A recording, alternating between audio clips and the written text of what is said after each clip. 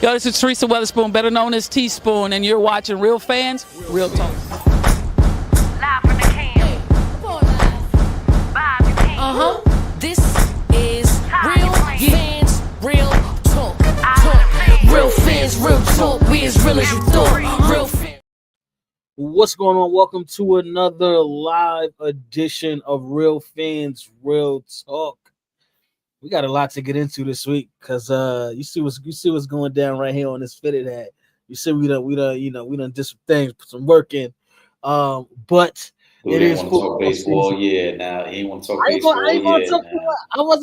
That was gonna be the end of it right there. I wasn't even gonna say nothing to you, Eric, in regards to baseball. I was gonna let you rock. I wasn't gonna say nothing. I was just saying to me. Can I be proud of my team though for the work we put in? Be very proud of your team, man. Be very proud. They had a great season. I was about to compliment you too on your hat because the hat is fire. I was about to compliment you. I appreciate that. That's where I was going with it. Once I talked about my hat, I was going to talk about your hat. I appreciate that. I started to bring out the Yankee hat today too. Well, listen. Let me introduce my brother, my co-host, Eic Sanchez, aka Legend in 2 Games. What's going on, man? What's really good, bro? I think we had a great weekend all across the board with football. Major League Baseball playoffs start tomorrow, which I'm really excited about. In spite of that other team from New York, I'm not even gonna mention their name because they disgust me right now. All right, but I am excited because there's a lot of good young teams, and I think we talked about it last week where I said week 3. I think we got to make a note moving forward that every time we talk about week 3, we got to expect some of the goofiest ish to happen. We saw that last week. Week 4, I think we got a real assessment of where teams are because now we're a month into the season, so you can't hide anymore from who you are at this point. I think we have a pretty good idea of who some of these teams are. Absolutely. Let's jump into the football talk then, Eric. We'll talk a little later because I do want to get your take on the AL MVP because there's a lot of controversy been going down. No, that's a great conversation though. That is a great conversation to have because I think there's some disrespect that's being thrown around, but we can get to that later. Yes, sir. All right. Well, listen. You know what? Because I ain't want to duck the smoke. I don't know what the hell's going on with my Baltimore Ravens this season. I'm hoping they get it together, but I'm so embarrassed right now to call myself a Baltimore Ravens fan with the start of this season and how things have been going. Then y'all go in there and get y'all boot smoked by Kansas City, who's look mediocre at best up until this point. And y'all got them looking like the Super Bowl champs again in this game this past weekend. Worthy come back. They pulling guys that got cut by the Patriots, turning them into superstar wide receivers. I don't know what the hell is going on right now, but I'm completely disgusted and disappointed. I got to go to work. My fellow Ravens fan at work, we can't even really have our moments like we used to. Like this is bad, Eric, and I don't know where we go from here. Yeah, I was concerned after last week when they lost. And we talked about the amount of points they were giving up. When they lost that game to the Lions, I felt like they were dominated. I mean, the score was close and the game was competitive. Obviously, Derrick Henry fumbled late, kind of opened up the lead for Detroit. But I talked about it last week. I thought this Chiefs game was very, very significant for the Ravens. They had an opportunity. This was going to be the 3rd playoff team they had faced to start the season. And if they ever were going to establish themselves and show who they truly were, it had to be against a wounded Kansas City Chiefs team. What did we say for the last 2 weeks? Sure, Chiefs ain't really got no receivers. Chiefs can't score the way they used to. Chiefs don't get up and down the field the way they used to. And not only did the Chiefs get up and down the field the way they want to, I thought their defense dominated the Baltimore Ravens. And now this is the 2nd straight week where we look at the Ravens and say, yo, you got your you-know-what kick in a nationally televised game against a legitimate playoff/Super Bowl contender. And what's more troubling for me is the Ravens for so long, we've known them for their defense and who they are on that side of the ball. But in their 3 losses this year, Trip, they gave up 41 points, 38 points, and 37 points. The teams are excited to face this Ravens defense because they're able to score whenever they want to score. And for a Chiefs team that was struggling to score for the first 3 weeks, they had no problem yesterday putting up 37 points. So I think the Ravens are in big, big trouble. And as I started out the show by saying, we kind of get an idea of who these teams are. We're 4 weeks in. It is no more disguising. The Ravens are a bad defensive football team at this point. Yeah, And then when to add insult to injury, Lamar, who's been trying to do everything for this offense, injures his hamstring. So we're gonna be in trouble. We are going to be in trouble. Because Lamar, see the thing about Lamar is he's so talented, so multi-talented that he can change the outcome or the course of a game, right? When the Ravens are struggling, he can break away for a 25, 30-yard run and change up everything just like that. Now you don't have Lamar Jackson behind center. You already have a situation where Derrick Henry has looked like a shell of himself. I believe Zay Flowers is going to ultimately get to a number one wide receiver status, but I just don't think he's there just yet. And obviously, the rest of the Ravens receivers aren't top receivers, and we haven't even seen Mark Andrews being top tight end form for a season and a half now. He may not even get back to that form after all of these injuries. So yes, the Ravens are in trouble. I'm just gonna hope for a miracle. That's all I can do right now.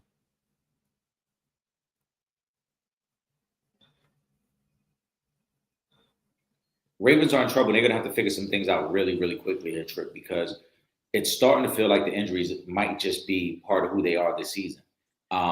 We talked about Van Noy and Zaire Alexander not being able to play and contribute, and now you got Lamar, who's a little bit banged up.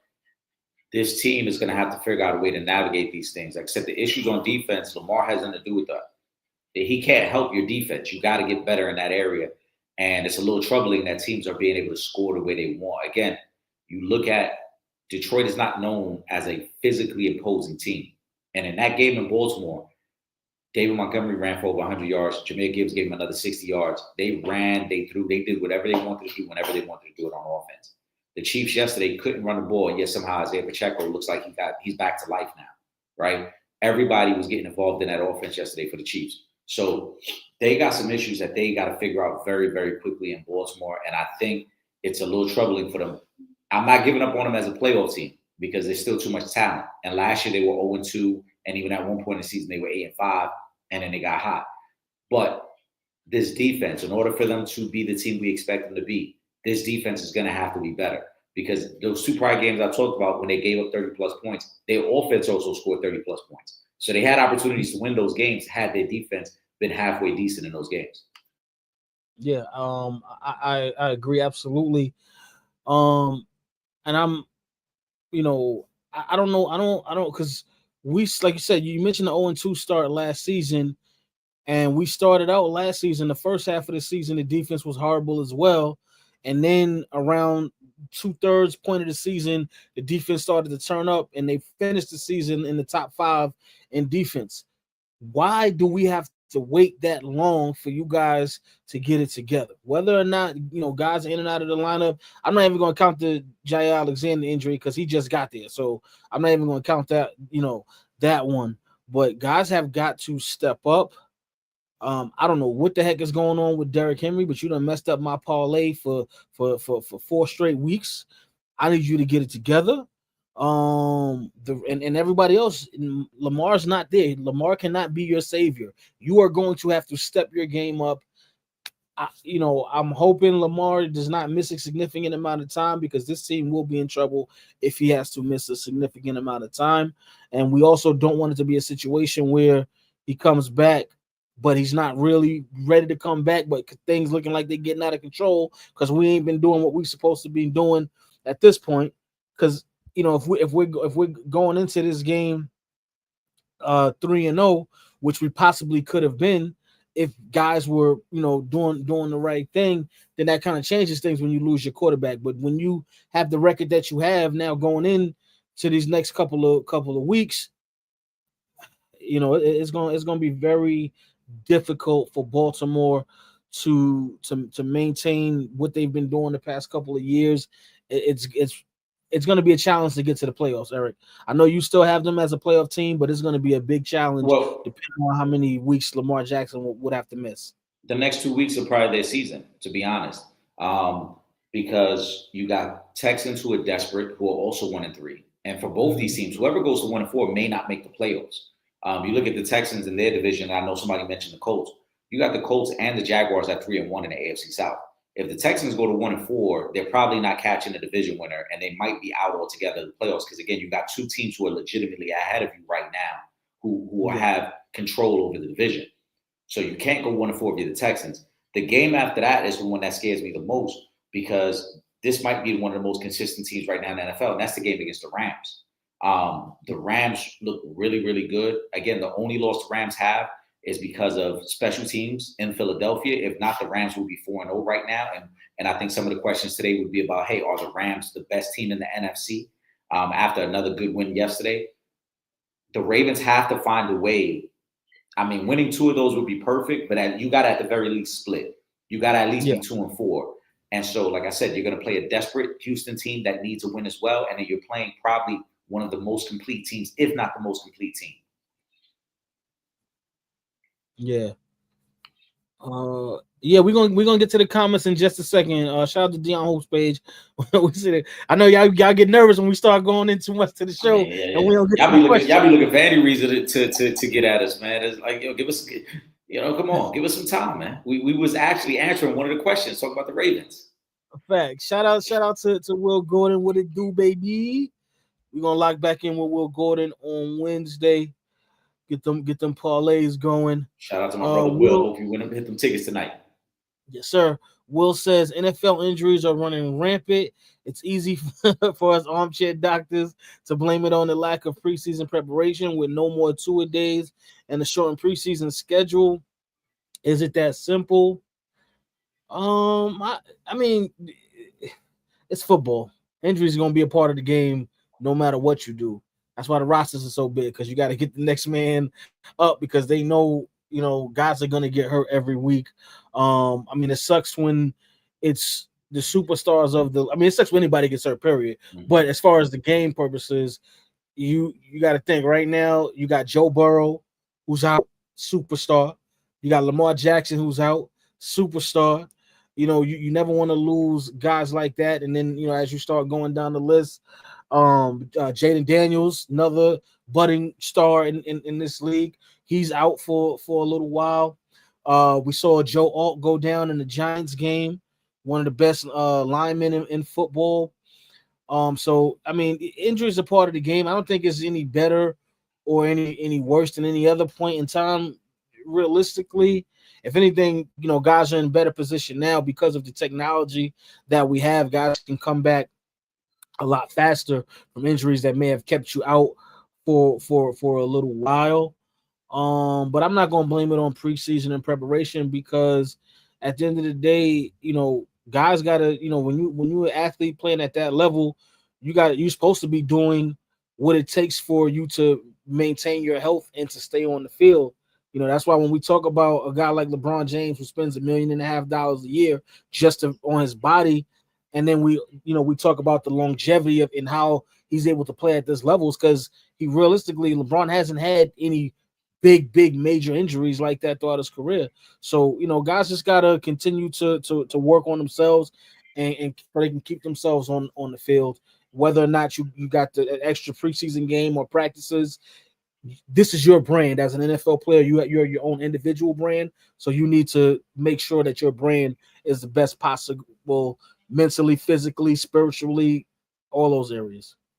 Yeah, I mean, I think there is something to it that guys don't play in the preseason, and really the first 2 weeks of the season are their way to kind of work themselves into game shape. So I think there is something to be said about that. But I also think now we just live in a world where teams and players are far more cautious about injuries.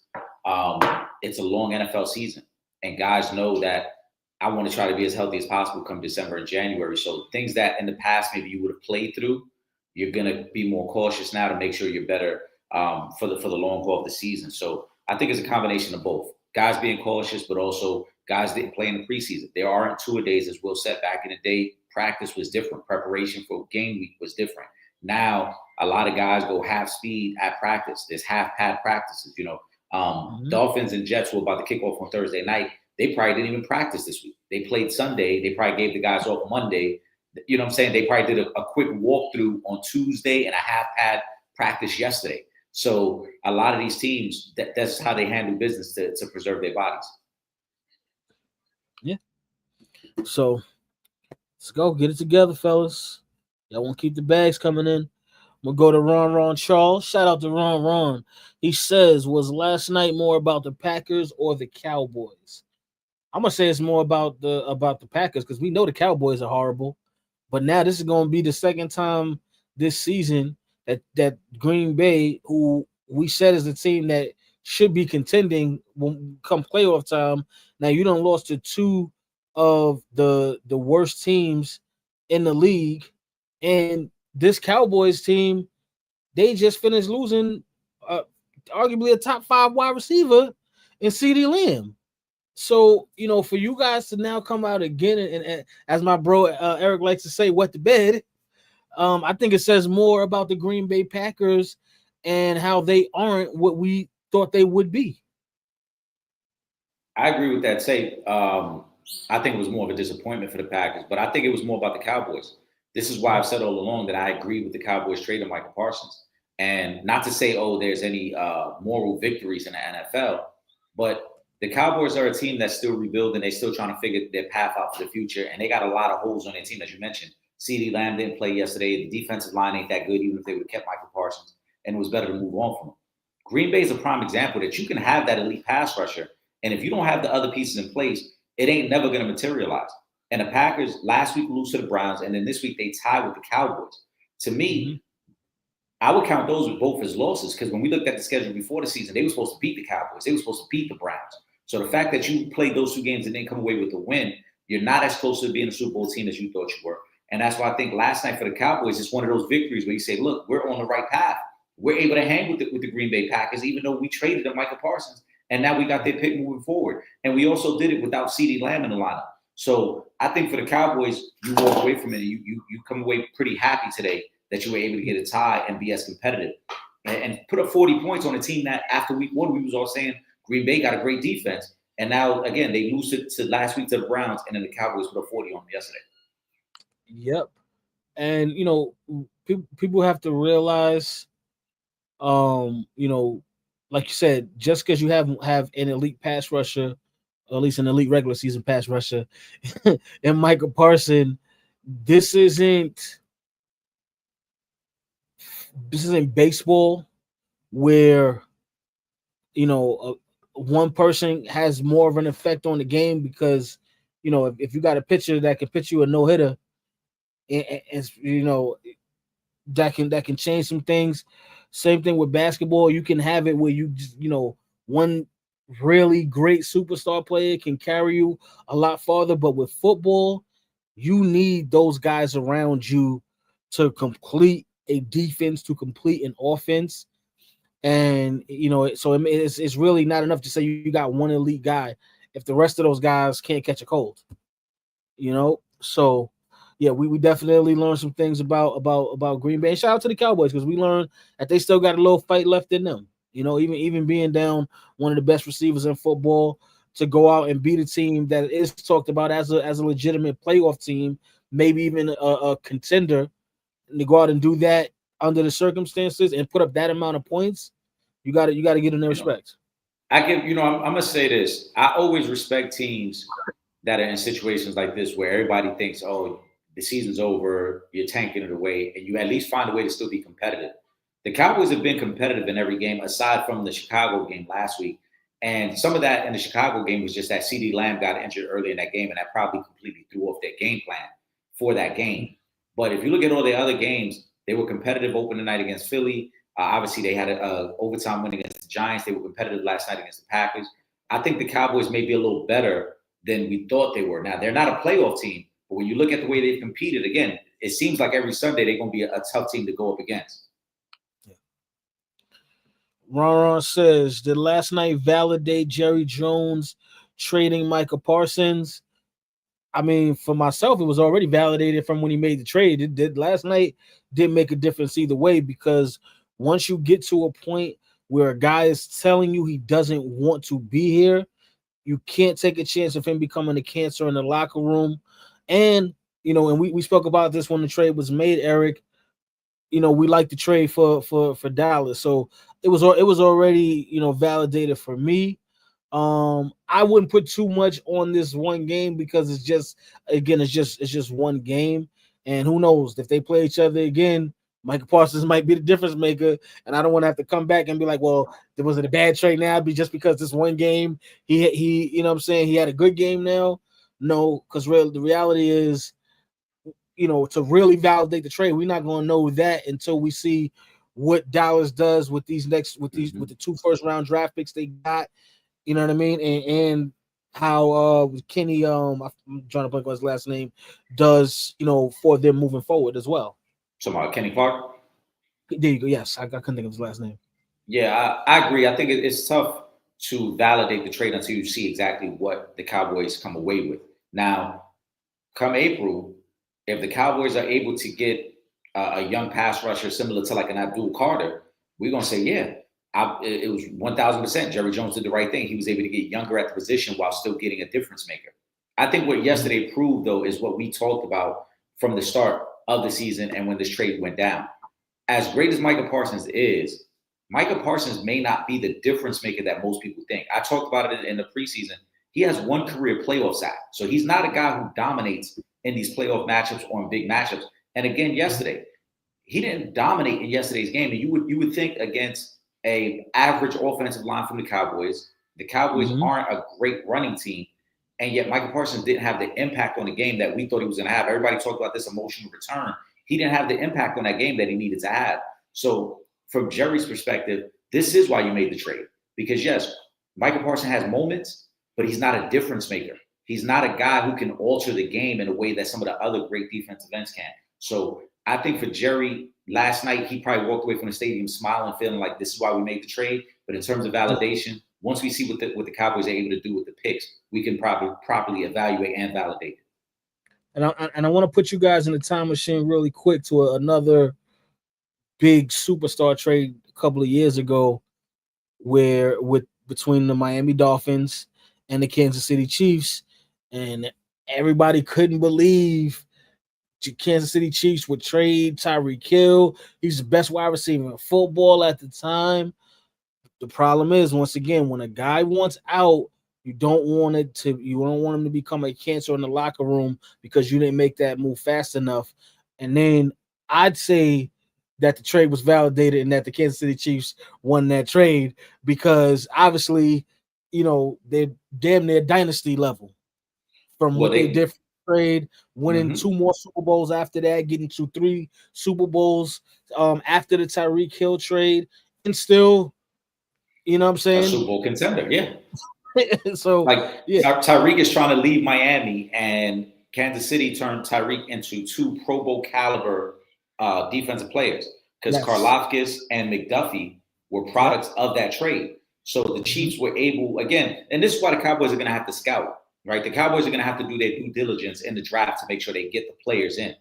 But as you highlighted there, and even to a lesser extent, Green Bay, when Green Bay traded Devontae Adams to the Raiders, they got draft picks to replenish their young team.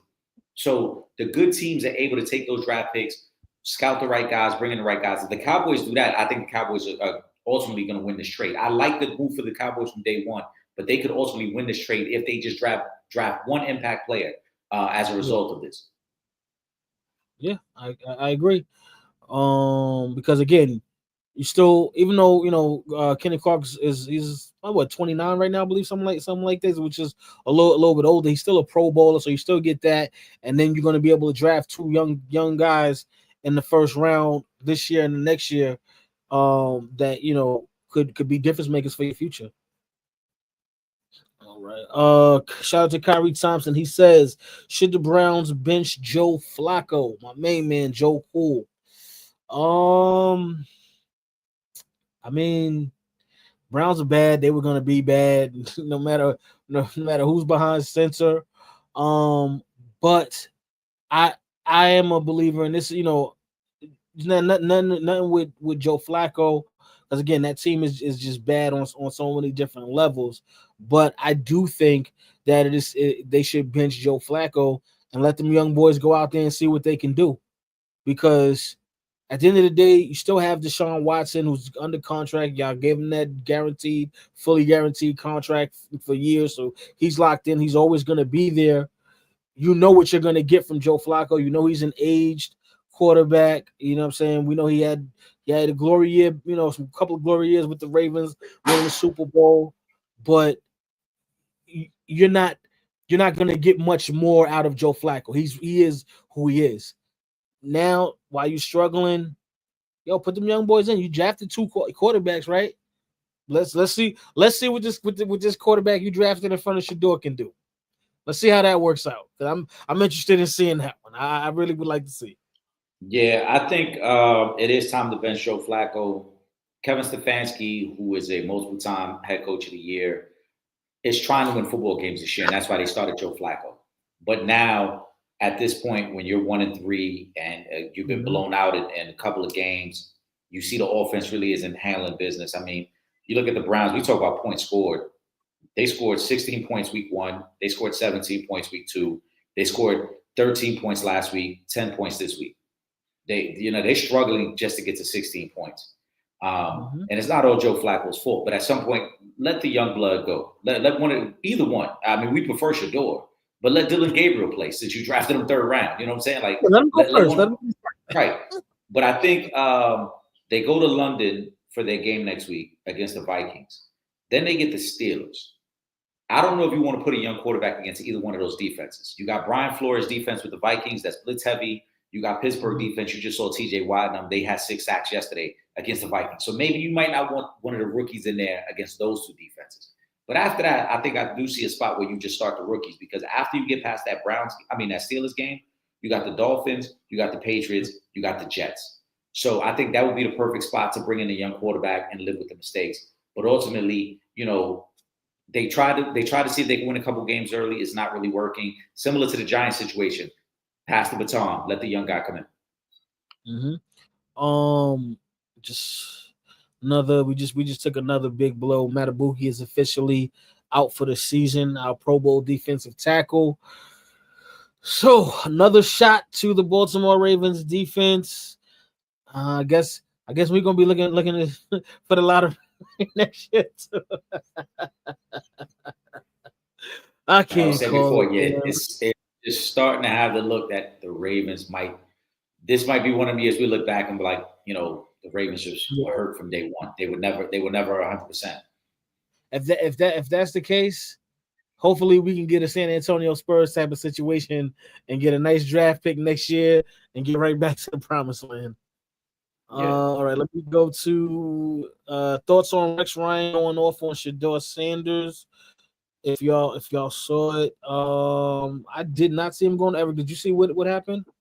I didn't see him go off, and I saw the quotes he made. Long story short, to paraphrase, he said Shador should just focus on studying and being the first one in the classroom. I thought, from what I read, I didn't see the comments live, but from what I read, Rex Ryan was completely off base for this, because there has never, and this all is starting because Shador made the statement after the game that he feels he's better than some of the starting quarterbacks in the league. Now, let's be real. What is Shador Sanders supposed to say? Is Shador Sanders supposed to say, no, I'm not good enough to be a starter in this league? He's supposed to say, I feel like I'm good enough to be a starter in this league. And when you say something like that, you're basically saying I could start on somebody's team in this league. Now, if we want to be, you know what I'm saying, if we want to nitpick, we could go down the list of a couple teams we know he could start. He could start for the Saints right now. He's better than Spencer Rattler, right? So we know he could start there. I mean, Carolina. Yeah. And that's Alabama, but Bryce Young, you ain't been, and I know Carolina has been horrible since you've gotten the league, but Shador could start for the Carolina Panthers. Shador could start for the Carolina Panthers. I think Shador, if and again, not to knock anybody, I think Shador is better than Tua Tagovailoa. I think Shador is better than Geno Smith. I think he's better than Geno Smith. No disrespect to Justin Fields. I think he's better than Justin Fields. Listen, he can start for the Giants too. Okay, we just put in our rookie quarterback. So if right, that's the case, you just put the rookie quarterback in. So there are plenty of places that's what I'm saying. The Jets, the Giants, the Panthers, the Saints, the Raiders. Yeah, there's and like you said, the Giants are starting their rookie quarterback who was in the same draft class, obviously.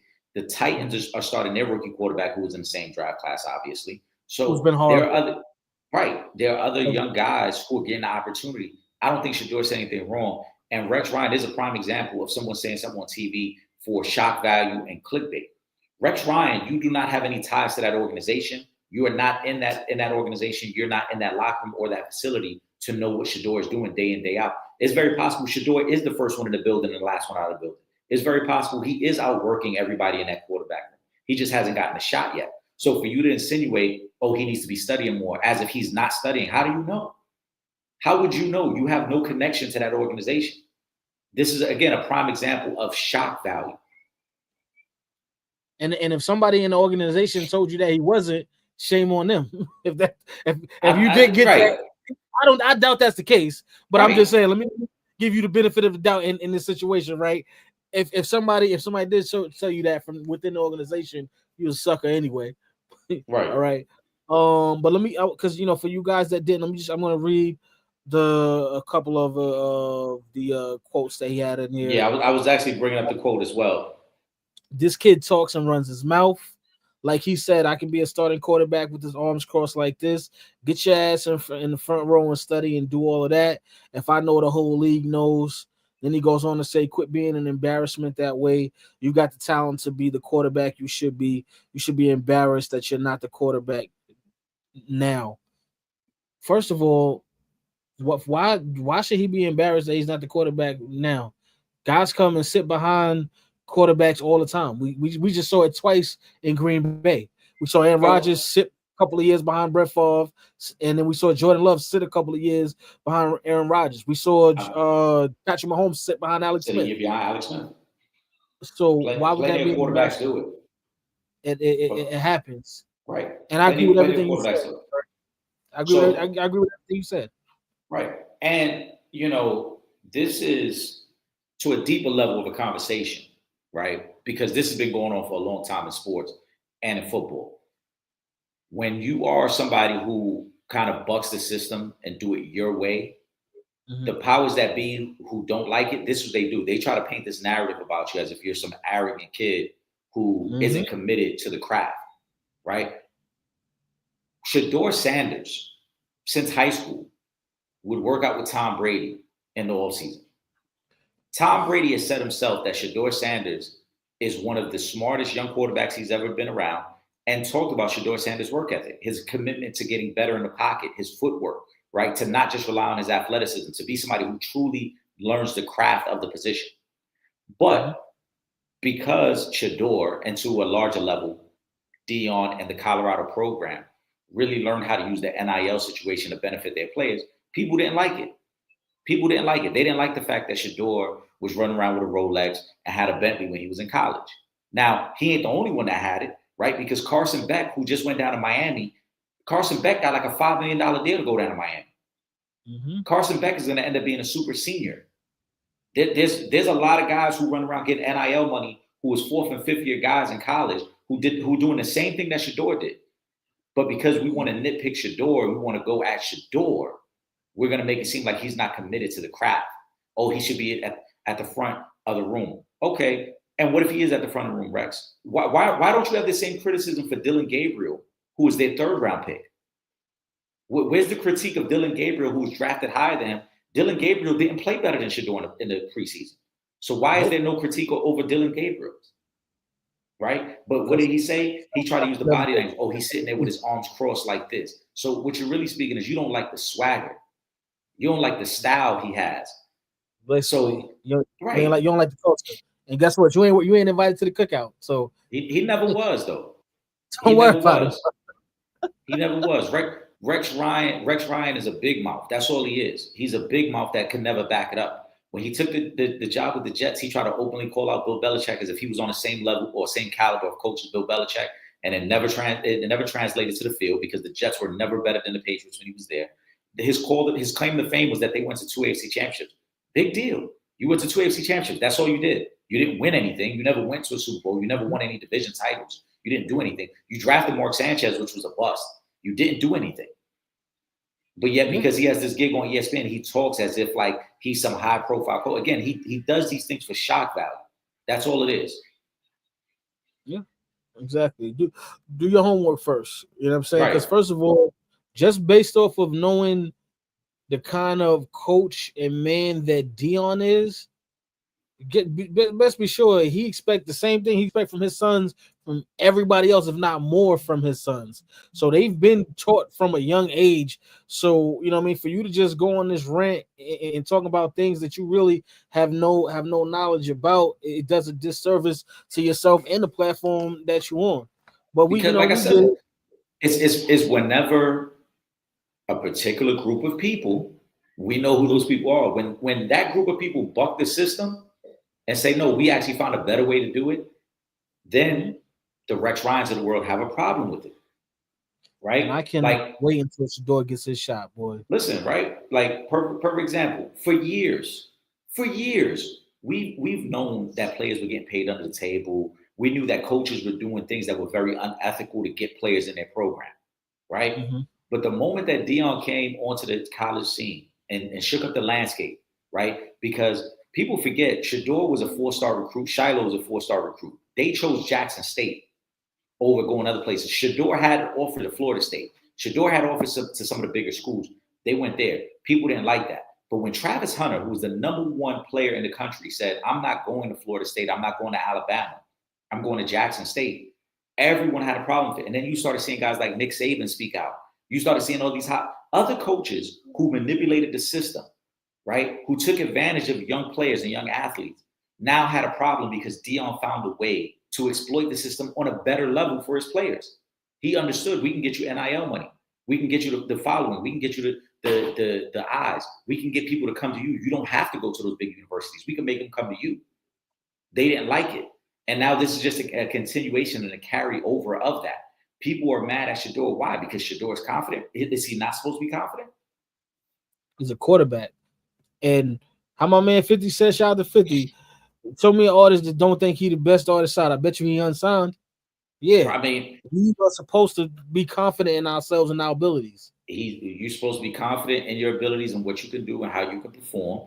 And if you don't have that confidence, there's no way in hell you could ever be a starting quarterback in the NFL. Ain't nobody trying to get in the huddle. Right. Ain't nobody trying to get in the huddle with some guy who's timid and unsure of himself. Word. I think we can win, guys. I think we can pull this one out. No. I think if we play hard today, guys, I think I'm leading us down the field and we're winning this game. Let's go. So it is what it is. Shout out to Will. Will says, so should Rex take his own advice and shut the F up? You haven't coached since the butt fumble days, bro. But everyone knows you want to have several seats. Yeah, I agree, Will. Absolutely. Take your own advice and shut up. 1,000% agree. Stop speaking on things you don't know about, and just because you intimidated, because you couldn't do it, you ain't got the swag like that, you ain't got the confidence in yourself, because you weren't never that good of a coach. Stop coming down on the young boys for doing things their way. Let them live. And Will says, by the way, Dart's quote-unquote swag is being lauded and applauded. I wonder why. I don't really want that, but we know what it is. Exactly. That's exactly what Eric was saying. Like, that's a fact. There's other guys in school, nobody got nothing to say. And again, I know because I like both guys. I'm starting to get used to Jackson Dart now. He got us his first win. You know what I'm saying? We stopped the Chargers from going undefeated on the season. So we did that. Sorry, Will. Still love you. But that happened this weekend, so I had to say that. But yeah, man, he got his swag on 1,000 right now. You can't knock hustle. Let these kids. It's a different time. This is not your grandfather's football. This is not your dad's football. It's different time. Even then, think about the audacity of John Elway to tell the team, "Nah, I'm not gonna play for you, even though you drafted me. I'm not gonna play for you." Yeah. Like plenty of quarterbacks have had this type of swag and attitude. Like I said, this goes to a deeper conversation about we don't like the way you and your dad did things. So now we're going to try to punish you for it. Because Cam Ward got a lot of swag. Cam Ward got a lot of swag. Cam Ward went into the draft telling everybody, I should be the number 1 quarterback. I know I'm the best quarterback in this room. So do we forget about this? Because I would say that's Baker, swag too. I mean, yeah, Johnny Manziel. You know what I'm saying? Like, it's been around. Every quarterback has swag. You know what I'm saying? Rex Ryan, again, it's you loud and wrong, bro. You just want attention. You just want the shock value and the clickbaits. But to Will's point, you should take your own advice because you're a head coach who hasn't had a job in over 10 years. You're to a deeper level. You're just a coach in general. You're not even somebody's defensive coordinator. You don't even have a job. Yeah. If ESPN let you go tomorrow, what would you do? He'd talk from his basement like Skip Bayless was doing before Gilbert Arenas picked him up. I mean, I wouldn't even compare him to Skip, though. I mean, Skip, no matter how you feel about Skip has done a lot in the media space. Skip got credentials. I'm just saying. Rex ain't got no credentials, though. Because, like, even, like, when we talk about, and we've said this on this show, I respect guys like Dan Orlovsky and Ryan Clark. Because if you listen to the way they break down the game, those are high IQ guys, right? People can say whatever they want about Dan as a football player. Yeah, he couldn't perform as a football player. But when you watch Dan break down the game, there's no way you can tell me that he does not understand the game at a very high level. He just could not perform at that level. But you see him break down quarterback play every week, and you're like, yo, that makes sense. I see exactly what you're talking about, Dan. I never see Rex break down no X's and O's. Rex is on TV every Sunday, and he just loud, and he's trying to be a media personality. I don't see you breaking down no schematics. I don't see you doing no impactful interviews where we be like, man, Rex is really in that media space doing his thing. You just loud on ESPN. If ESPN cut you tomorrow, you would not have a job. It's over. Let me go to Tito, and I'm going to let you take this question, Eric. Tito says, Adonai Mitchell fumbles the ball before goal line and the Colts lost, which would have stopped you from coming next week, Wednesday, or this Wednesday coming and saying, raise your hand if your team is undefeated, because now both y'all teams got lost. Go ahead, Eric. It was, oh, man. Adonai Mitchell had 2 really bad plays that cost us the game. And I hate to, pile on to the young man because he was very accountable after the game. He was really upset about it. He makes a phenomenal catch in traffic, breaks tackles, and then as he's crossing the goal line, as he tries to stick the ball out, he fumbles through the back of the end zone. And then he had just a terrible holding call on a Jonathan Taylor touchdown run. That took 14 points off the board for us. We end up losing 27-20 to the Rams. He'll be better, but again, those are the type of mistakes as a young player you just got to learn not to make and complete the plays. But it was very, very tough because those 2 plays did cost the game. The Colts should have won that game against the Rams yesterday. Well, listen, at least you know what I'm saying, that's a game where they would have won. Obviously, because who was it before? I think was it Deshaun Jackson that did it before? Yeah, but this was a little different, though. I know, Deshaun did it with Deshaun kind of flicked the ball behind him. This one was a little different because as he breaks the tackles and then he's running away from the defender, he goes to stick the ball in front of him. Mm-hmm. And as he's sticking the ball out in front of him, he loses the grip and the ball comes out. Yeah. So it wasn't like he was trying to show off and like flick the ball or nothing. It was a legitimate football. As far as it being like some flukish kind of a play, you know what I mean? It's not something that's gonna happen every game. You know what I mean? Like, again, 99 out of 100 times that doesn't happen in that situation, and the Colts go on, score the touchdown, and they win the game. So it's not something where it's like, damn, we got to do something because this is going on. You know what I mean? It's more of, all right, we got to take the L on this one, but we're in the right direction. Oh yeah, I think the Colts are in a great direction right now. I thought yesterday was going to be a big test, because the Rams are tough defensively. And unlike some of the other teams that the Colts played, this Rams team doesn't have to blitz you. They can get Jared Verse is an absolute monster.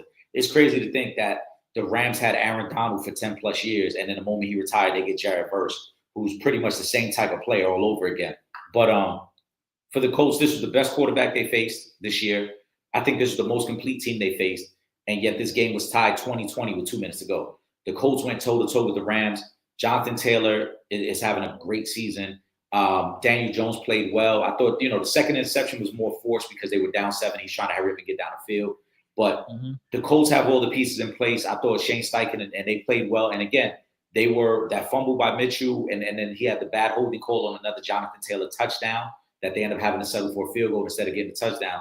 And those instances, the Colts probably win that game. So I think that they're headed in the right direction. Yeah, that's what I mean. Shout out to Norda. We're gonna. I see your Zion question. We're gonna get to that in a little while. Then we got like 1 or 2 more NFL questions, and then we'll switch over. Will says, just a friendly reminder to the NFL fans, you can watch Thursday Night Football game with the All 22 view on Prime. Click the screen and select the Next Gen Stats broadcast at the bottom of the screen. It looks like Madden. When we get off the air, I'm gonna be doing that myself. And let me go to, okay, so I know I've seen one more. Where we at with it? I don't remember what I was saying. Oh, okay, no, I did see John had a couple of questions here. Hold on. Okay, shout out to Freckles Johnson. Freckles says faith restored in the Chiefs. I mean, I don't think my faith was ever fully gone because, one thing I always say, Eric, is they got Patrick Mahomes, so it's hard for me to really not, what I'm saying, to go against the grain when it comes to the Chiefs. But I definitely feel a lot more confident than I did over these past 3 weeks going ahead in the season. And it was crazy because I was telling my cousin this the other day, and I said both my teams just helped out the Chiefs this week because obviously the Ravens took the loss to the Chiefs, which they need. The Chiefs need all the wins they can get if they're gonna get that division, and then the Giants go and beat the Chargers, which gives them their first loss of the season, which also helps out the Chiefs. So just a little bit more confident, but again, they got to continue this because they're behind. They playing catch up right now. I know it's early, but you're still playing catch up. I guess you could say faith was restored. We talked about it on Wednesday, and I said for the Chiefs, it's tough to evaluate them because they don't have their receivers. So they get Xavier Worthy back this week. They're going to get Rashee Rice back in another 3 weeks. And then at that point, we'll know what they really look like. But yesterday, I mean, they looked like the Chiefs of old, obviously, and it helps having Xavier Worthy. I think Tyquan Thornton is really taking advantage of his opportunities. He catches a touchdown yesterday. But prior to yesterday, I think the last 3 weeks, he had caught at least one pass of 30 yards in every one of those games. So he was taking advantage of his opportunities. And if he's a young guy who develops, he got a lot of speed. Now you can add another guy into the mix that maybe Mahomes will start to trust as the season goes on. But if you're the Chiefs, you got to be super excited that you're 2-2 right now because you haven't played your best football. It was a tough stretch of football when you look at the competition they had to play. I think the Giants are better than most people realize. But the Chiefs had to start the season against the Charger team that's 3-1, against an Eagle team that's 4-0, against that Giant team, like I said, it's pretty feisty, and we see they have a really good defensive line, and against the Baltimore Ravens. So even before the season, if you would have told the Chiefs, hey, you're going to be 2-2, they would have been happy with that, and I think they're ecstatic that they're 2-2 and starting to get healthy. Absolutely. Gotta love it. Kyrie says, fair to be worried about the 4-0 Eagles. I mean, you should always be worried about a team that's considered a Super Bowl contender, especially when they're coming off of winning a Super Bowl. And they pretty much bring back the same roster, just, everybody's a year better. So you should always be worried about from that standpoint, even, if the Eagles have had a couple of shaky victories. But again, even with that, you every loss isn't going to be pretty. Every loss isn't going to be a blowout. You take the good with the bad, but as long as you're undefeated and you're still winning games, that's all that matters. Only reason I'm a little worried about the Eagles is because yesterday we saw it again where offensively in the second half, they didn't complete one pass yesterday in the second half of that game. Mm-hmm. And to me, Fortina has that much talent with their running game, with their receivers, with their ability to, tush push on short yardage. It looks like every offensive possession is a struggle for them right now. So that's what worries me a little bit. I don't know if that's just the play calling. I don't know if they're just not all on the same page. And maybe, Jalen Hurts maybe isn't reading defenses really good right now. Maybe he's struggling in that aspect. Who knows? But 4-0 is always a great position to be in. I just don't like how tough it is for them to score. Week in, week out, you're seeing they're having a lot of trouble And if not for their special teams, they probably would be 2-2. You keep in mind, Trip, we talked about this last year. The Chiefs were winning a lot of close games, right? And then it fell apart in the Super Bowl for them. The Eagles, CeeDee Lamb drops 4 passes open at night. The Eagles could have lost that game. The Rams had the Eagles beat, and it took 2 blocked field goals to beat the Rams. They had to block a punt yesterday and return that punt, and then they had to hold off Baker Mayfield, who was missing his number 1 weapon on offense. So I'm a little concerned that this team is just it seems like it's a grind. It seems like everything is a grind. Nothing seems coming easy for the Eagles. So that's the one thing that does concern me. Yeah. Let's see. Shout out to Hoop Central. He says Jackson Dart wins in his NFL debut.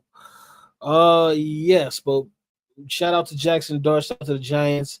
Obviously, I'm trolling Will a little bit, because they beat the Chargers, but we also lose Malik Neighbors for the season, which is like, when you're trying to build off of what just happened this weekend, because you beat a very good Chargers team, a team that, we said a week prior, playoff team and looking even like a legitimate contender. So you get the big win after making a move that, some questioned, some didn't, but you make that move, and, Jackson Dart plays a decent game.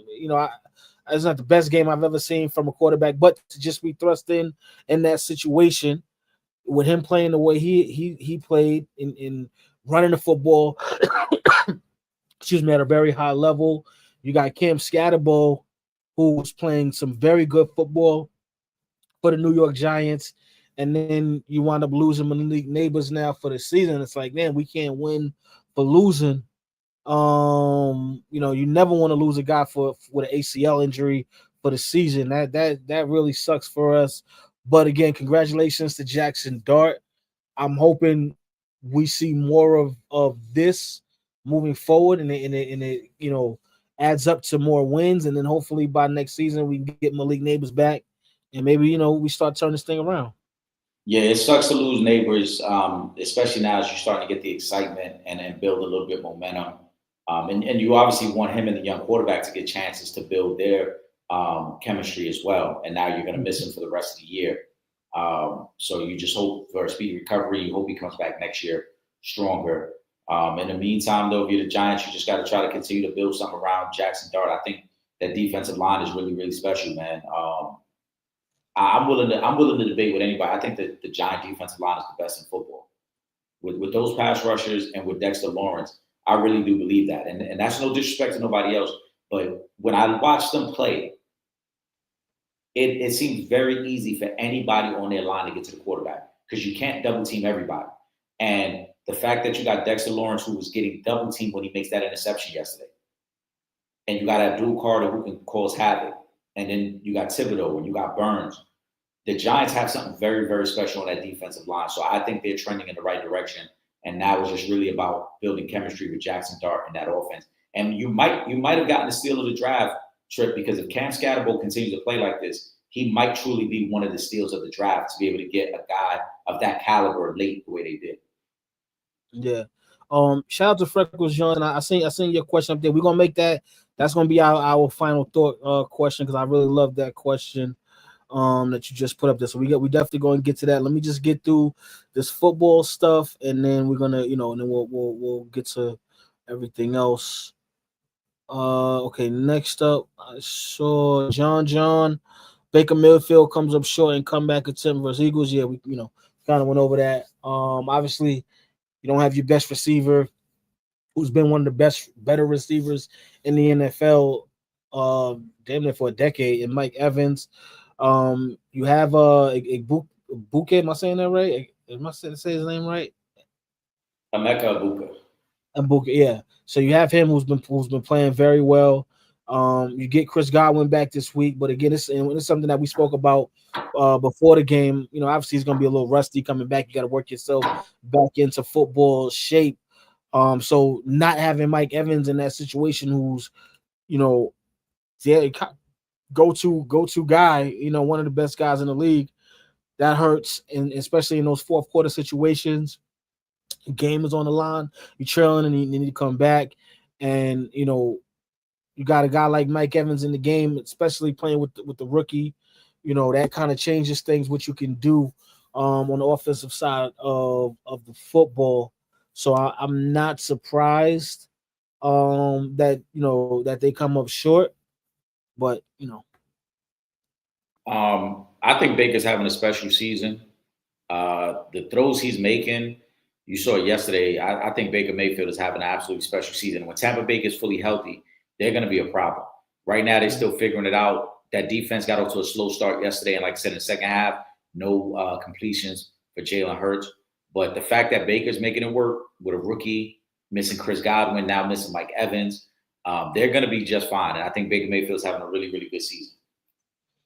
Yeah, I agree. AJ Brown is making life difficult for Philly. I mean, they 4-0. We spoke about cancers in the locker room. You don't want it to get to that point. I don't think it will. But again, Eric, you did mention them not being able to move the football in the second half of that game, and I'm sure that could be frustrating. When you're talking about a receiver like AJ Brown, who is one of the better receivers in football, especially in situations where you want to be able to contribute to your team. And again, when we go back to that confidence thing, when you're confident in yourself and your abilities and you being the guy, you definitely want your quarterback to be able to get you the football. And sometimes when that doesn't happen and we see the opposite, things kind of spill out. But I mean, right now, while the Eagles are undefeated, we can kind of get past it. But if the Eagles lose, let's say the Eagles lose 2 games in a row, we're gonna start hearing more about this, I'm sure. Yeah, I mean, I don't understand what the issue is. This started last season. AJ Brown seemed to be upset yesterday. He got targeted 9 times. So it's not like Jalen Hurts didn't try to get him the ball. So he had 9 targets. He only had 2 catches. But it's a weird situation, in my opinion, because you got AJ Brown, who seems to be unhappy with his production in the offense, even though they're winning games. And you would think AJ, who played in Tennessee, who was in Tennessee when they were playing for nothing, and now you're playing for Super Bowls, that you would be okay with, like, all right, I get it. Some days it's going to be the 8 catch for 110 yards, and then some days it's going to be the 2 catches for 40 yards. That's just what it is sometimes. So I wouldn't be surprised. Yeah, as long as we're winning, I mean, that's all that matters. And listen, that's what also happens when you have a lot of star power on offense. I mean, Saquon got to get his carries. Devontae Smith got to get touches. Dallas Goedert got to get touches. Like, let's not act like you're the only weapon on offense. Your team is stacked to the point where whatever the other team's trying to take away is what we're going to target something else. So it's a little odd that he's so frustrated. But I wouldn't be surprised if this is last year in Philly, because again, this makes 2 years in a row that there seems to be friction about his production and his stats, personal stats anyway. Yeah. John says, who y'all got in tonight's NFL games? Who did we pick, Eric? And tonight, I know we took the Jets money line. I know that. You had the Dolphins tonight. I took the Jets plus 2.5. And then you picked the Broncos outright, and I have the Broncos minus 7.5. Okay. Oh, so then all right. So that was our picks. Right now the Dolphins just scored. They up 10-0 with 9 minutes to go in the second quarter. Yep. All right. So let me start getting to these basketball questions, because you know what, we're gonna go back up to the top. Shout out to Pooh. What up, Pooh? Pooh says WNBA playoffs been on fire. Mercury gets to the WNBA finals. Aces fever going to game 5 in Vegas tomorrow. Asia Wilson complaining about the calls. The game's been exciting. We know Eric Dale. The games have been pretty good. I was a little surprised that the Aces Aces versus Fever series is going to game 5. But in regards to Asia Wilson complaining about the calls, I mean, we gonna get complaints about the calls to the end of time. That's just what Well, it is. that's all strategic, though. You know, you're going to Game 5 in Vegas, so you want the refs to be aware. Exactly. That's all it Come is. on, we know. Yeah. So That's an old Phil Jackson used to do that all the time with the Bulls. When they had a big game coming up, he would complain. Pat Riley's done it. A lot of the great coaches and players have done it, knowing that now the ref will be more inclined to blow the whistle. Yep. Exactly. So watch Adrian Wilson. Watch him get about 12 free throw attempts in Game 5. Well, big shout out to Aces. I think what we're gonna try to do is I'm gonna work out. I want to bring 2 of our legends back, to for the WNBA finals to either preview or recap. So I want to try to I'm gonna reach back out to Tina, and I want to reach out to Nikki so we can get legends from 2 different generations to come on, and we'll talk the WNBA finals once we get to that point. But we'll work on setting that up for you guys. Because I know y'all love the WNBA stuff, and we do too. It just hurts us a little bit when the Liberty not involved. But shout out to the teams that's left. Word. Shout out to Pooh. Come on, Pooh. I mean, you get that. I already told you it's tough right now, man. All right, we got NFL, we got college, we got Major League Baseball playoffs. I'm probably not gonna get to watch too many of them games. Facts. Pooh says, "Did you all know the WNBA Finals is a Game 7 series? I just saw that today." I think this year they changed it, right? Because last year was still 3 out of 5. This year I think they changed it. So it's gonna be a good one. So I'm looking forward to whoever makes it. But it should be a good one. Ron says NBA is back. Training camps are underway, baby. Yes, NBA is almost here. And there were so many moves this offseason where I'm very, very excited to get to this season. I haven't picked up my 2K yet, but it's only because I'm protesting since they took away the NBA League Pass. But I am gonna still get it. But I'm protesting for a little while. I'm gonna stand on business for a little while, probably till Black Friday. And then that's when I'm gonna get the game when it's on sale because they pissed me off. But it is what it is. Yeah, man, week away. I think October 24th is the official tip of the season. Pause. It's going down. Let me see. We go. Stephen A. Smith. Dak issue is never the regular season. It's the playoffs. Thoughts? Well, no, I've seen him stink it up in the regular season too. Now, we ain't gonna act like we've never seen him stink it up in the regular season. And the crazy thing is with Dak is, to be honest with you, Eric, he had that one elite year when my main man came over in the trade from Alabama. Why can't I think of his name right now? Amari Cooper, thank you. When Amari Cooper came over, and it was Amari, I think that was that CeeDee Lamb's like first or second year. They were together out there. Early CeeDee Lamb, yeah. Early CeeDee Lamb, and Dak had that one elite year because he had, officially got a legit number 1 wide receiver, and obviously we now know CeeDee Lamb would be a legitimate number 1 wide receiver as well. They had a very good O-line at that time too.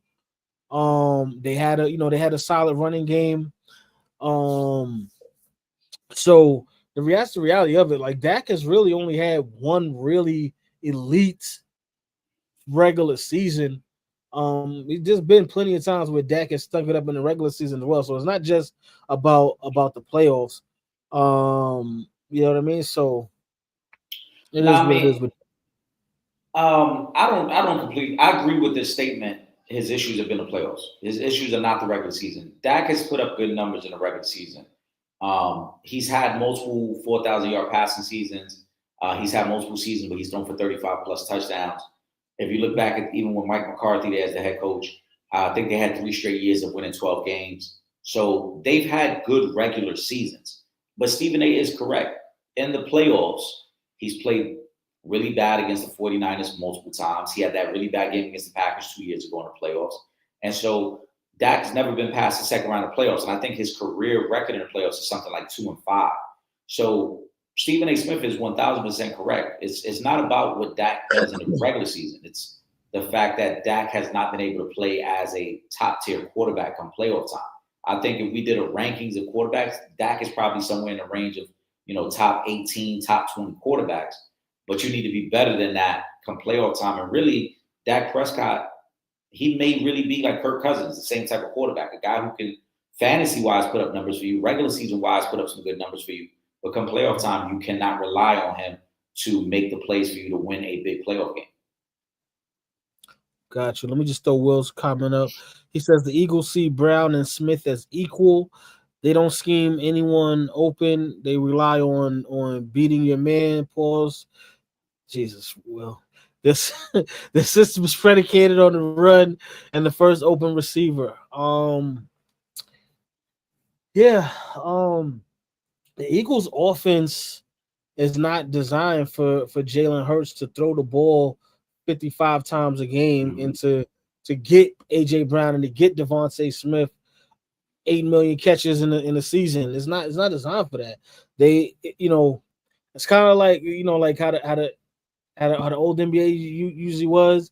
It was big man, little guy, right? You kick it into the big man first, big man get double, then we kick it out to the little guys. But with the Eagles, we're gonna run the football up your chest until we can't run the football anymore. And then we're gonna find the open guys. This is not a team where it's like, we're gonna throw to Randy Moss 25 times a game. This ain't that team. This is a very balanced offense, and they should be a very balanced offense because guess what? When your best offensive player is Saquon Barkley, you should be running football first and foremost, and then let the groundwork open up things for the receivers the way they did last season when Saquon went off, and that's what got them to where they were. Don't start trying to change up the formula because you mad. Your stats saying, listen, I didn't draft you in fantasy football anyway, so it don't really affect me, but somebody might be affected by it. But it is what it is, and I know guys get bonuses and things like that based off of the stats that you get during the season. But it's supposed to be first and foremost about winning games. Yeah, I mean, I think they all complement each other. I think Saquon is the best player on their offense, but Devontae Smith benefits from having AJ Brown and vice versa. AJ Brown benefits from having Devontae Smith, and Jalen Hurts benefits from having all three of those guys. So to Will's point, I think there's a lot of correct things that Will is saying in there in terms of their scheme, but that scheme is predicated and set up that way because of all the complementary pieces. Now, if you didn't have two elite wide receivers and a high-level tight end and an elite running back and an elite offensive line, you probably would have to scheme it up a little different. But because you have so much talent on that offense, like I said, at every level, you can simplify it. And if you look at the Eagles when they play every Sunday, their main goal is to just get to third and short, fourth and short. Because if they're within 4th and 2, they're going for it. They're going to go for it, whether it's a tush push, whether it's something with Saquon. So I don't think it's a very complex scheme because they're looking at it from the standpoint of we're just going to kill you by 1,000 cuts. We don't have to be super explosive in a pass game because we know we can do it in a run game. We don't have to be super heavy on a run game because if you do give us enough man coverage on our side, we'll let our receivers win that battle. And so I think they're simplifying it just because there's so much talent on that team. Yep. Shout out to the ladies. Imani, what's going on? The WNBA playoffs. Did y'all see the Lynx coach lose her mind? Yes, I did. Did y'all think Lisa Thomas tried to hurt Collier? Then the Aces felt the rest was a factor in their loss. I saw the play. I didn't think it was a malicious situation. I think it was just a tough basketball play. So I don't want to make it seem like they were gunning. She was trying to injure somebody because I don't think that's what it was. And again, as far as the refs go, we deal with the refs in every sport. It ain't just basketball. People are complaining about the refs in baseball, football, hockey. Okay, basketball. That's gonna be something that's not gonna change anytime soon because of the fact that we are human and we make human errors. And even the best of us in the best situations can make an error and get a call wrong, or they can get a call right and you just think it wasn't the right call. You know what I mean? Because it's not your team. So, it is what it is when it comes down to the refs. Yeah. I saw the play. I didn't watch it live when they played. I saw the highlights of it. I didn't think it was a malicious play at all. Hard basketball play, that happens. Playoff basketball is going to be physical. So, and then like we talked about, as far as the aces with the refs, that's just all to set up the game 5. You want the whistle in your favor. So that's all that is. Mm-hmm. Shout out to Dion Hoops page. See, we post in the comments, baby. What's up? This won't be a popular statement, but with Warriors adding Al Horford, DeAnthony Melton, and Gary Payton III, I think it's second actually, not third. Gary Payton II, in a full season with Butler, the Warriors are a 3 or 4 seed, and they better this year. Imagine adding Kuminga, a 3 or 4 seed. Oof. Nope. Oh, no, I don't know about a 3 or 4 seed because one thing about the Warriors that you have to factor in is that this is an older team and this is a very injury-prone team. Steph misses a lot of time throughout the course of his career. Steph has missed a lot of time through injuries, but the last couple of years, he might be missing at least 20 games a season the last couple of years. And then, Jimmy Butler, he's another one who's older and gets hurt. Al Horford, this ain't Boston Celtics Al Horford. The damn show ain't Atlanta Hawks Al Horford. So I don't know. First of all, go ahead, Trevor. I didn't mean to cut you off. Go ahead, man. I think he will be a help, but I just don't know how much of a help Al Horford could be, and he just made this team that much older. Al Horford right now is a guy who is good for 20 to 22 minutes max a night. Mm-hmm. And if you don't believe me, look at the stat lines from Boston. That's how they were using him. So you bring him in. I don't even know. I'm curious to see what are going to be the lineups that was my next question for you. Yeah, that Steve Kerr tries out there with Al Horford. Right, because Al Horford is not a rim protector. Al Horford is a stretch 4, stretch 5, but you got Draymond at the top of the key who's going to be initiating offense. So yes. I don't think this is going to be as great a move as Dion thinks. DeAnthony Melton's a good bench piece. Gary Payton's a good bench piece that just gives you more quality and depth. But quality and depth don't make you a top 4 team. I mean, if you're telling me that because the Warriors added Al Horford and DeAnthony Melton, that now this somehow puts them in the same conversation as Denver, as obviously OKC, Houston. Like those 3 teams already are better. You got to figure San Antonio's going to be better just because they get Wemby back, right? Minnesota's better. Was right there. Yep. I think, Dallas, it'll be tough for them to be a top 4 seed because it looks like Anthony Davis is going to miss some time to start the season. But in terms of the team itself, they're better. I think the Warriors are probably a fringe playoff team, but there's no way that you could think Al Horford, DeAnthony Melton, and Gary Payton immediately put you in the conversation. They're not better than OKC. They're not better than Houston. They're not better than Denver. They're not better than Minnesota. So, Dion, let me know which one of those teams you would take out of the top 4. Because Golden State, to me, is not better than any one of those 4 teams. Let me just thought I'm going to go back. But shout out to Hoops Hype. He says, y'all should reach out to Teresa Witherspoon to come on. She has both Facebook and IG. Reach out. She's a special lady and great hoop story. Absolutely. We've actually already had Teresa Witherspoon on the show when we were doing some work at Rucker Park. But yes, we have been reaching out because we want all the legends to come on Real Fans Real Talk. That's okay, so we welcome everybody. We want to hear everybody's stories. We want to get you guys involved with everybody's stories because Eric and I talk about this all the time, but we truly love the fact that y'all be coming with y'all homework and be ready to go whenever we have a guest up here. So we are all for that, and we are working on that, and we got some people that's going to be coming up soon. So do not worry. We're always working on bringing y'all new guests to the show, especially the guests that you guys want to see. And I appreciate the fact that you guys really respond well to these legends that we've been having on the show. So, you got to love that as well. All right. Ron says the Denver Nuggets are back on paper. They took Thunder 7 games without Bruce Brown, Cam Johnson, Tim Hardaway, and Jonas Valanciunas. they might be second in the West. That's also a possibility. I mean, they got the best player. They probably got the best player, Mm-hmm. and They they finally just got got a decent roster now. yeah. Now they got more depth on their team.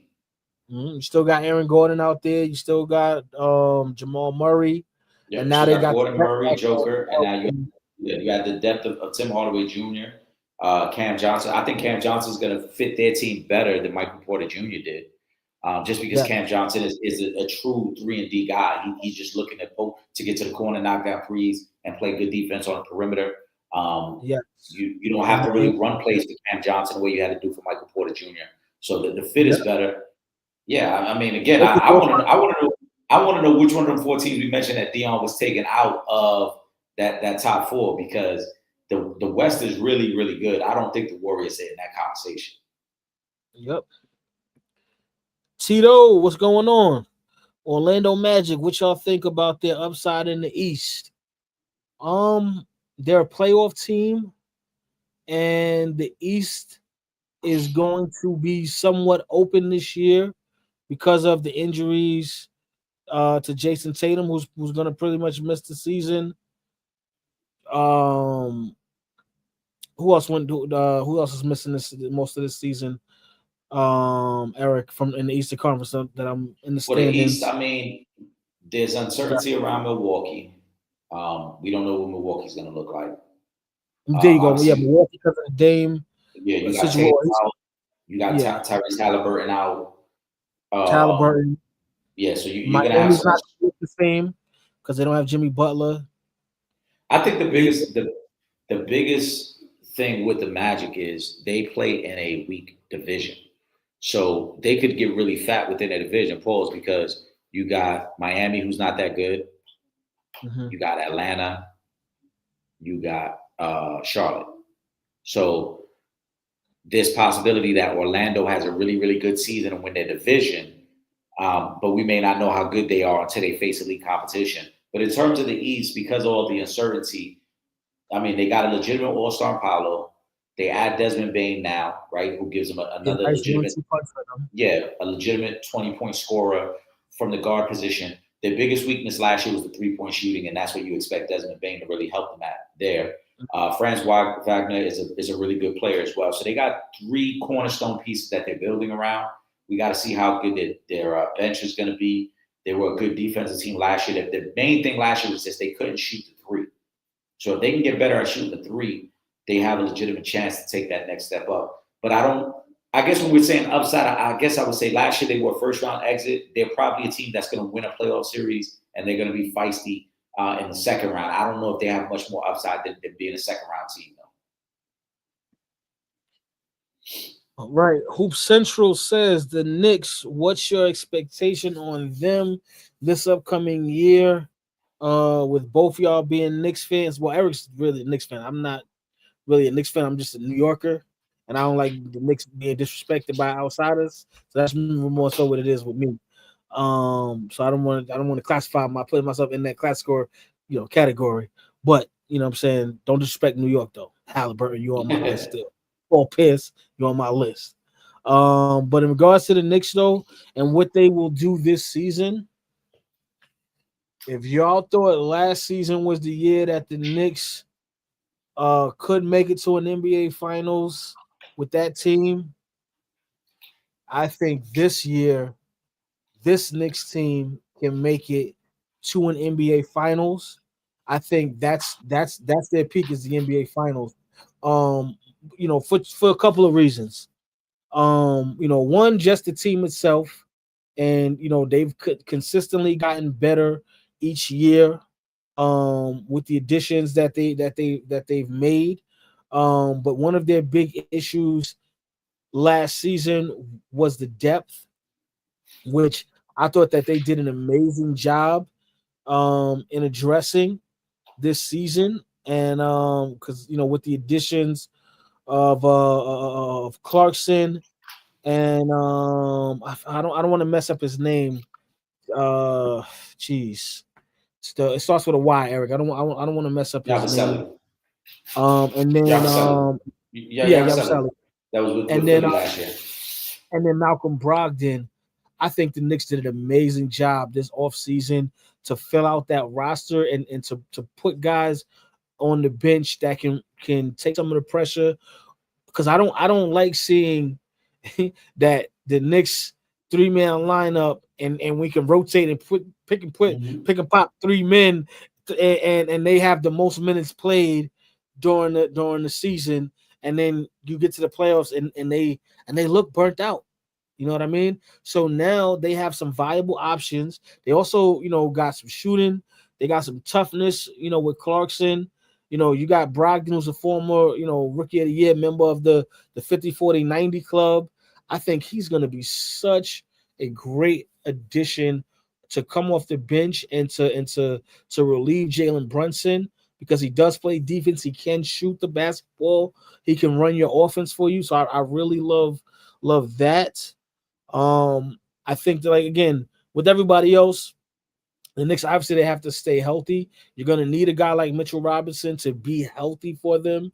I know they got him coming off the bench right now, but you're going to need him come playoff time. But I think that their peak is the NBA Finals.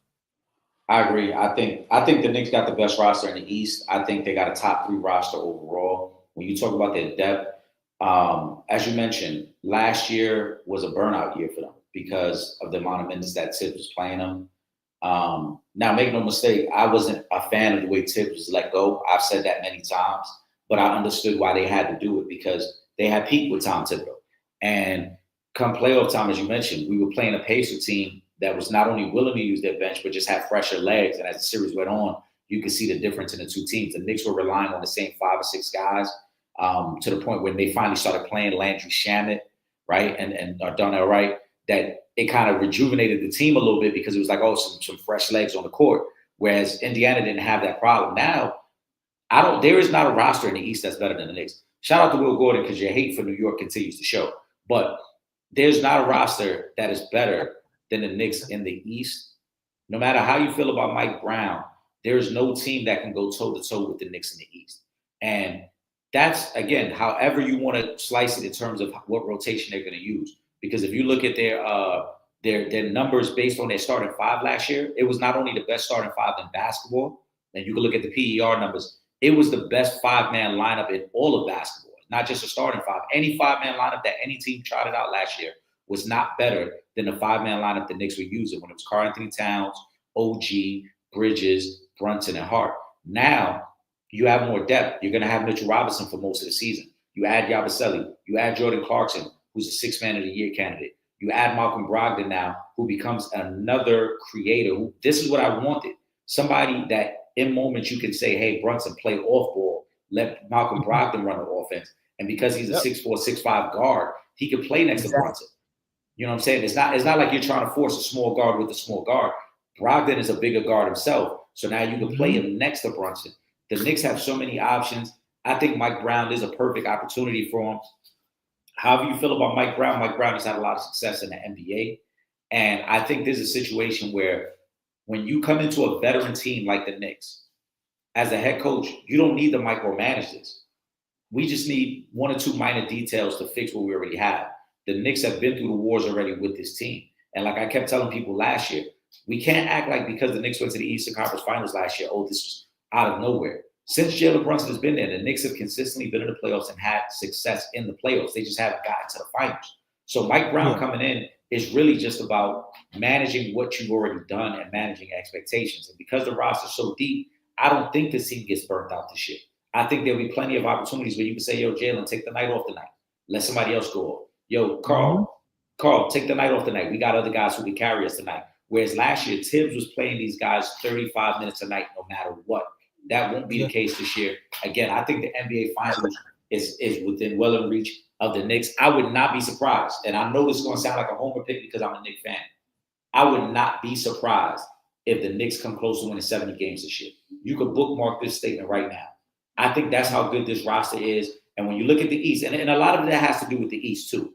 I'm not saying 70 wins because they're on par with the Bulls or the Warriors. I'm just saying when you look at the rest of the East, Boston is not going to be that good this year. Milwaukee's a big question mark. Detroit is still young. I like Detroit's team, but they're still young. Who is the biggest threat to the Knicks? It's not the Pacers because the Pacers don't have the best player. So I really could see the Knicks going crazy this year and maybe winning 65, 68, maybe even 70 games this year. And we look back on it like, yo, the Knicks are clearly the best team in the East. Yeah. Hoop Central says Kevin Durant and the Rockets without a point guard. How will that look? They got the talent for sure. Don't matter. They got that silky smooth brother named Kevin Durant out there. And we're talking about a team that finished third in the third or second. Houston finished second this past season. Second. It was second last year. So we're talking about this team that finished second. And yes, you lose Fred VanVleet, who is somebody who I have a lot of respect for as an NBA champion. He's one of the better shooters in this league. He's a veteran leader in the locker room. But when you got the 6'11" assassin by the name of Kevin Durant on your team, who in his own right can bring the ball up the court for you as well, because he is a point forward, Houston is going to be all right. If they got the second place with that roster, because again, this is a very young team. They have a lot of two-way players on that roster. They have a very good big man. And Algin, is that how you say his name? I'm throwing off everybody's name today. Sengun, there you go. You got Thompson out there. They have so much talent on that Houston team that as much as I do feel like they will miss Fred VanVleet in a lot of situations, this is still going to be a team that finishes, if they don't lose anyone else, that finishes in the top 4. Yeah, they're a top 4 team for sure. They got a great head coach.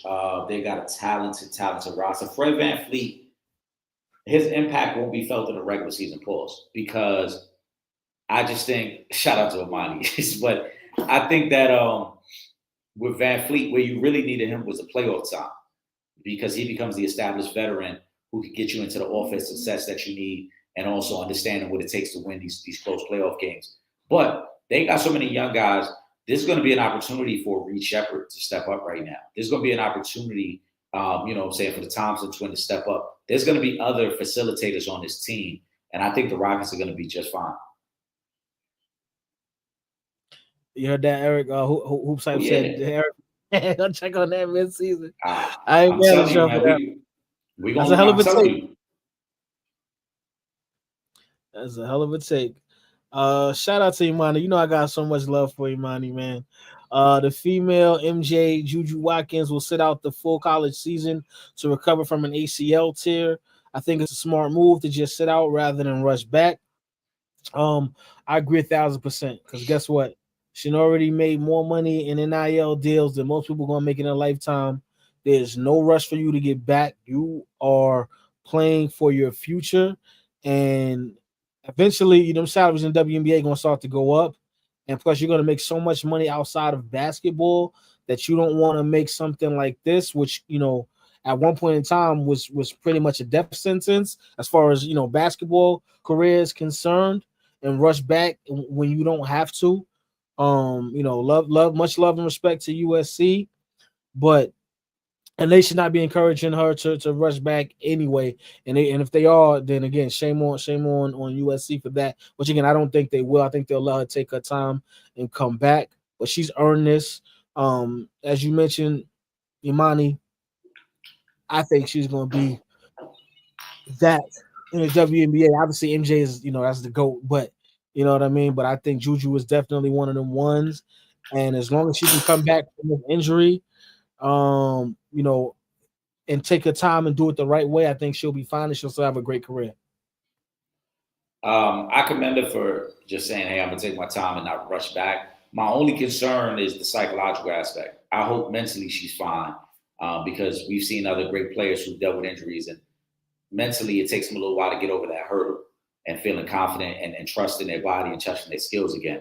So that would be my only concern for her. I hope she's fine mentally, and that she's not, starting to doubt her skills and her talent because of the type of injury. And you sit out a year, you never know mentally what type of, psychological effect that can have, because you're not in the game and you're not going through the drills. But overall, I think it's smart of her to take her time, get herself right. we know the sky's the limit for her, and we know she has a long career ahead of her. So there's no need to rush back now anyway. Yeah, I agree. Let me go to Tito. Tito says the Mavs with AD, Flag, and Kyrie when he returns. Well, now we got to say when AD returns. Expected deep playoff run. They got old Clay too. Yes, if they are healthy. If Dallas is healthy, I do expect a deep playoff run. I think this is a team right now. I think guys are younger enough. They're superstars. Anthony Davis, Kyrie Irving. And then when you add in a veteran shooter who's one of the best shooters of all time with Clay, they got two very good big men. And then now you add the number one draft pick in Cooper Flag, who, guys were speaking about Cooper Flag during the Olympics time, like he's really about to be that deal in the NBA. So you add all those things together. Yes, I do expect them, if they are healthy, to go on a deep playoff run. If they're healthy, I think they're a threat. I don't want to say deep playoff run. I don't want to commit to that statement because, as I highlighted, I think OKC, I think Denver, I think Houston, I think Minnesota. I think those are the four best teams in the West. So if you're saying deep playoff run, and I'm assuming you're insinuating they get to at least the Western Conference Finals, I wouldn't expect that because I don't think they're better than those other four teams. But do I think they could be a legitimate threat? Absolutely. They got a good head coach. Obviously, with AD, Kyrie, and Cooper Flag, and the other pieces that are on that team, they could be a threat to anybody. But I wouldn't say a deep playoff run just yet. And plus, they're too frail in terms of health. Well, I say it's based off of health because I know they that might be the most injury-prone team in basketball with the roster that they got. All right, let me see what we got over. Okay, here we go. Shout out to Nardo. I've been waiting for this one. Zion Williamson is looking good, but with him, will he play 60-plus games? If he stays healthy, he is a problem. Yes, but that is the problem. He does not stay healthy. He has not been healthy. I don't know if Zion even played 70 games in a season yet. I don't know if he's even played 70. I don't know if he's played even 65 games in a season just yet. And that's the major thing. I did see the videos and the images of him. He looks like he lost a lot of weight. He looks like he's in shape. But but we just can't depend on him to stay healthy. That's the problem with Zion. When he's playing, he's an all-star with superstar potential, but we can't keep him on the floor. Why? What? We keep talking about Zion like something's gonna change. I'm just saying, Zion is who he is. Ain't nothing gonna change. It hasn't been. Right. Like you said, has he played 70 games? Has he played 60 games? He played 7. He did play 70 games once. In a 6-year career, he's played it one time, right? Yeah, one time he hit 70. In 2023, 24, he played 70 games. But other than that, he played 61 games once. His rookie year, he played 24 games. His third year, he didn't play no games. His fourth year, he played 29, and then last year, he played 30. I mean, right. So in 6 seasons, he's had 2 seasons where he's gone over 60 games. Yes. Zion is who he is. Super explosive, super athlete, but it's cool. Everybody's not meant to be a star. Everybody's not meant to be leaders of teams and organizations. So I don't expect anything from Zion. First of all, even if Zion looking good, what we saying the Pelicans are we saying they're a playoff team? No. Like, so we're talking about Zion and a bunch of empty stats because Zion will probably average 25 and 7, but it'll be on a team like last year. How many games they won last year? Trip 23, 25 games? If that, I'll tell you in a second. Hold on, I'll tell you how many games they won last year. So they won. You got to go all the way to the bottom of the West, Trip. I see you scrolling. Keep scrolling. There's all the way at the bottom of the West.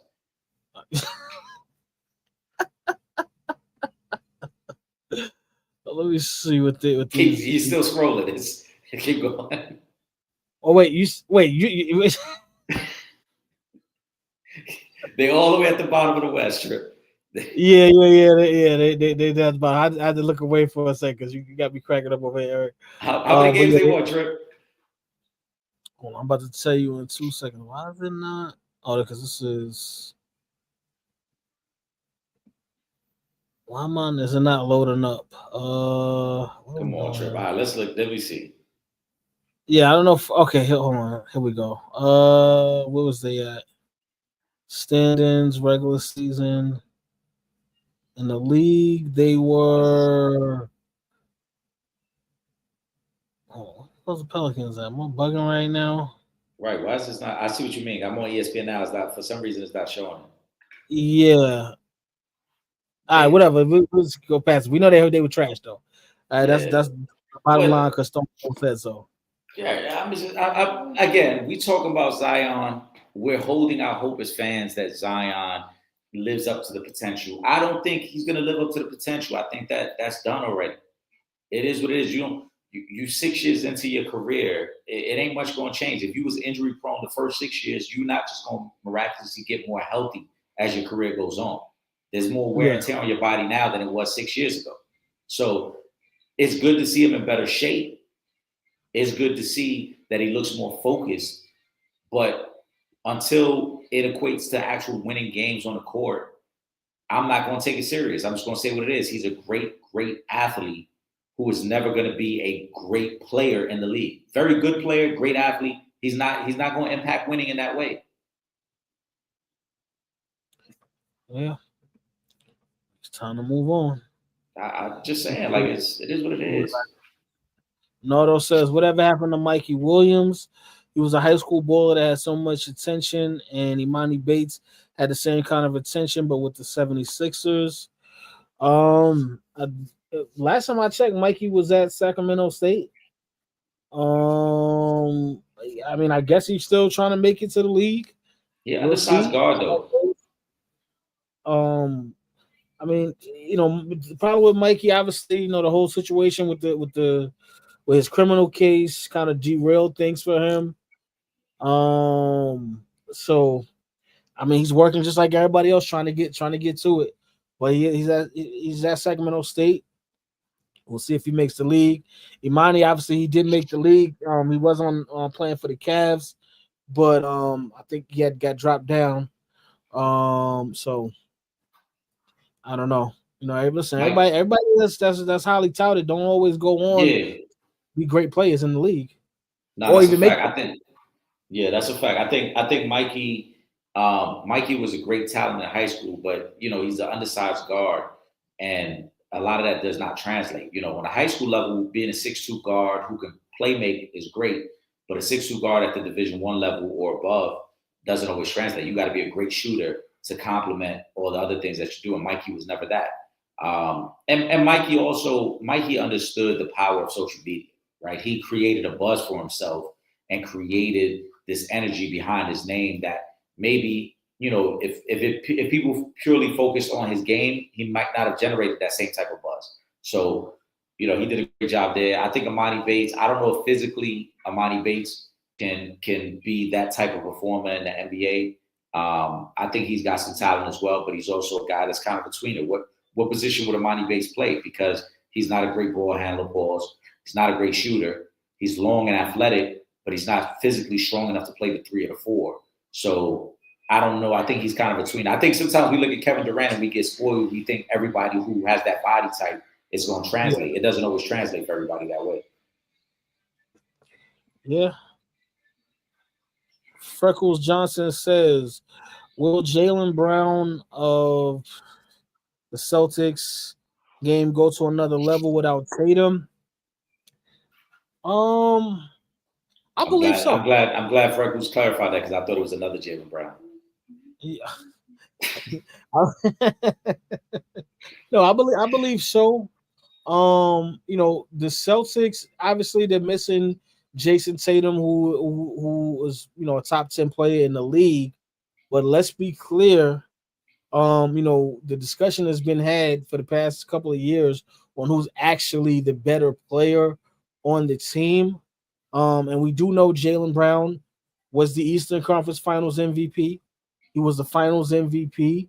And the Celtics team is good enough to where they're still going to be competitive. Mhm. They're just not going to be a championship team, especially, obviously no Horford, no Porzingis, no Tatum, but I think they're still going to be a competitive team in the Eastern Conference. You still have Jaylen Brown, you still have Derek White. They got a couple, they got a couple of pieces where they're going to be around. They'll probably be middle of the pack, but I do feel like Boston makes the playoffs. I think Jaylen Brown will be an all-star again, and I think Jaylen Brown will probably get one of the all NBA teams, as he'll be, now is the unilateral leader of the team while Jason Tatum is not there. So I think Jaylen Brown's game does elevate a little next season. Yeah, I mean, I don't want to say it's going to elevate because he has a complete game now. I don't know how much more he can add to it. I don't think there's going to be anything that we see from his game that we're going to be like, oh, wow, we didn't know he could do that. We've seen all the things he could do. So I don't know if it's going to elevate. I just think his overall production is going to be better. He'll probably be a guy that's going to average 24 to 26 points this year. He'll be a guy who will get a lot more offensive opportunities. But in terms of like taking it to another level, what do we expect? What level would that be?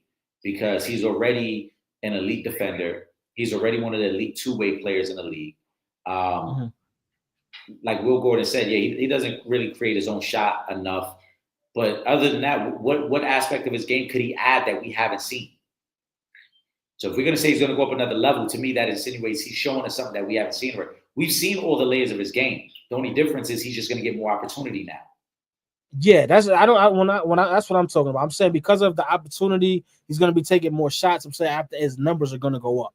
That's why. Yeah, that's what I'm saying. His numbers will go up. Like I said, I don't necessarily think it means he's going to another level. I just think it just means he's getting more shot opportunities. Yeah. Last question, and then we're gonna get to the final thought. And I was waiting for this one. Shout out to Freckles Johnson. He says, before y'all go, I went and watched y'all old videos. Y'all were like in the studio. When did that change for y'all? And how did y'all meet and become partners? Well, first of all, the studio, we stopped being in the studio because of COVID. We were at Brick Studios in Brooklyn. Obviously the show still airs on Brick. We're just not in the studio yet, and we started working online. Plus, we actually liked the rapport that we have with you guys and how you guys interact with us. So we kind of didn't feel like we needed to rush and try to get back in the studio. Obviously, we have our specials, and we're gonna have more, when Eric and myself are together. But we don't really need the studio to get done what we need to get done. That's one. And then and I'll let Eric speak in a minute. But just from how we met was Eric just reached out, and he actually just wanted to write and blog for us. And I felt like Eric was somebody that was going to be vital to the team, and we wound up bringing him on. We had him do his first guest appearance on the show, and the rest is history. Yeah, I mean, studio was fire. I love doing studio nights on Thursdays, but I also think that this added another aspect, and it took our game to another level because it allowed us to have the interaction. When we used to be in studio, for anybody who was following us back then or tuning into the show, we used to have the fan mail questions that we would do on air. Right? This obviously, right? We would only take two. We would have the topics. We would take two. And then this allows us to be far more interactive because we're able to respond to you guys in a moment with the questions and kind of go back and forth. So I think this has worked great. And it was a great change up for us once COVID happened and we had to kind of redefine the look of the show. And then like Tripp said, in terms, me and Tripp didn't know each other at the time. The job I was doing at the time was a lot of community relations. And one of the things, shout out to Haran as well, Boiling for Peace. I was doing some background on Boiling for Peace, and I seen Tripp. I believe you had the interview with Lux. Is what kind of caught my attention from Boiling for Peace 1. You had Loaded Lux. And Loaded Lux, Jim Jones was there, I believe.